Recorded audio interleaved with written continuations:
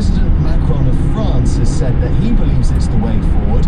Interestingly, the Germans have suggested they might think this is also the right approach, but then you've got Giorgia Meloni of Italy, and she is saying that we really don't want to be dragged into a trade war with our biggest trading partner, and of course is the United States. And what other options do the Europeans have? There was some suggestion they might revive tariffs they were considering last year. Yeah, interesting on this. This was some 93 billion euros worth of tariffs, and this sort of short list, or long list really, of different American products that may be subject to tariffs was put together after Donald Trump did his first round of tariff threats against the European Union, and of course lots of other countries around the world. They had this negotiating period, and back in July of last year they came to this arrangement whereby there would be a 15% tariff applied to many European goods going into America, and a lot of people saw that as lopsided because there weren't to be any tariffs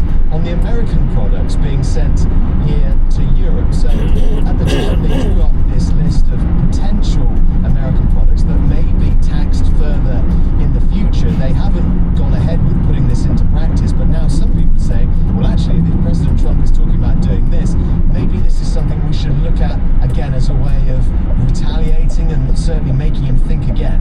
There's some suggestion that this all might be a negotiating tactic from Europe. Will President Trump care about either a trade bazooka or tariffs? He seems desperate to get hold of Greenland at all costs.